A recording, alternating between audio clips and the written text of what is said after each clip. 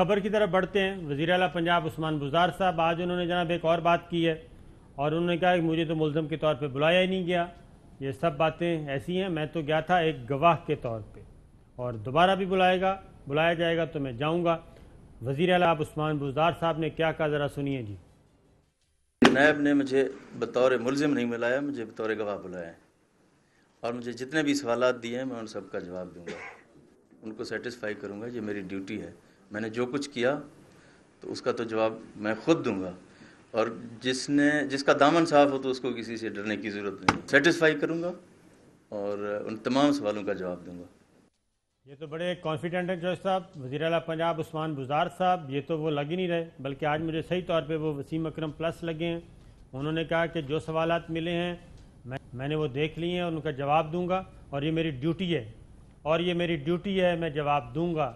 और जब दामन साफ हो तो किसी से डरने की कोई ज़रूरत नहीं है। आज तो वो फ्रंट फुट पे खेल रहे थे, आप ज़रा आप मामलात कुछ और बयान कर रहे थे। नहीं, हमने कोई अपनी ख्वाहिशात के घोड़े थोड़े दौड़ाने हैं। जी। हमने कागजात को देखना है, हमने हकायक को देखना है और सुन ले फिर।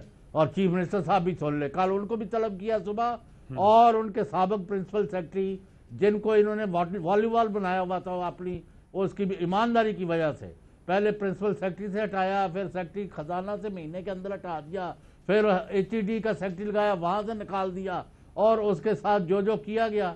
और अब हालत ये है, फिरते अमीर ख्वार कोई पूछता नहीं है जी। वो जनाब वो सैर करने गए तो वहां कोई पहुंच गया। छोड़े, मैं अभी तफसीलात में नहीं जाता। कल सुबह इनको बुलाया है वजीर आला साहब को, अगर गवाही देनी है तो गवाही होगी, मैं क्या कह सकता हूँ। और 4 बजे प्रिंसिपल सेक्रेटरी को दोबारा बुलाया और वफाकी सेक्रेटरी दाखिला यूसुफ खोखर साहब जो है, नसीम यूसुफ या यूसुफ नसीम खोखर जो चीफ सेक्रेटरी थे, उनको भी बुलाया है। और हमारी इतलात यह है, ज़राए ये कहते हैं नैब के कि इन तीनों की कन्फ्रंटेशन कराई जाएगी। किसने क्या किया, क्या कहा, क्या हुआ, किसने शराब का लाइसेंस जारी किया, कॉपी भेजी तो किसने गालियां दी, किसने क्या हुआ, ये सब सामने आ जाएगा। मैं आपको बता रहा हूं 1 दर्जन लोग इन्वॉल्व हैं और करोड़ रुपया लूटा गया है और पहले 8 जनवरी को जारी किया और उसने ख़त्म होना होता है 30 जून को। 27 जून को उसको कैंसिल कर दिया ताकि वो अगले दिन हाई कोर्ट जाके स्टे लेके बैठ जाए, वरना 30 को उसने खुद ही एक्सपायर होना था और रिन्यूअल होना था। एक चीज़ ने हमारे पास इतना पलंदा आ चुका है, हम चाहते हैं जिस तरह नैब और उनका जो गवाह है। तो साहब आप ये कह रहे हैं, पूछे कोई सवाल पूछे। आप ये कह रहे हैं कि अकरम अशरफ गोंदल और साबिक प्रिंसिपल सेक्रेटरी राहिल सिद्दीकी जिनके बारे में इत्तलात हैं, नैब के ज़राए बता रहे हैं कि वो वादा मुआफ़ गवाह बन चुके हैं। आप ये कह रहे हैं कि कल नहीं, वो नहीं बने। कल कौन बना है फिर? वो ये अकरम अशरफ गोंदल DG एक्साइज जी, DG एक्साइज, ठीक है ना, तो ये बन गए हैं। तो आप ये कह रहे हैं कि कल इन तीनों को आमने सामने बिठा के इन पे जिरा की जाएगी? इन तीनों का नहीं, दोबारा सुन ले जी। चीफ सेक्रेटरी जो उस वक्त थे, जो आपके पास इस वक्त सेक्रेटरी दाखिला है मिस्टर खोखर, उनको बुलाया गया था आज। वो आज नहीं आए कि मैं पता नहीं कौन से इंतजामात कर रहा हूँ, ठीक है। उन्होंने कहा जी आपका आना जरूरी है।